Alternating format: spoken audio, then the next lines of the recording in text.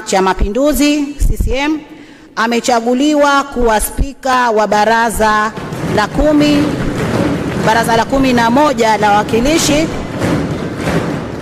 kwa kipindi cha mwaka. Naomba nirejee na naomba utulivu pia. Kwa hivyo Mheshimiwa Zuberi Ali Maulid wa CCM amechaguliwa kuwa spika wa baraza la 11 la wawakilishi kwa kipindi cha mwaka 2025-2030 kwa kupata kura 53 kati ya kura halali sawa na 94.6% ya kura zote.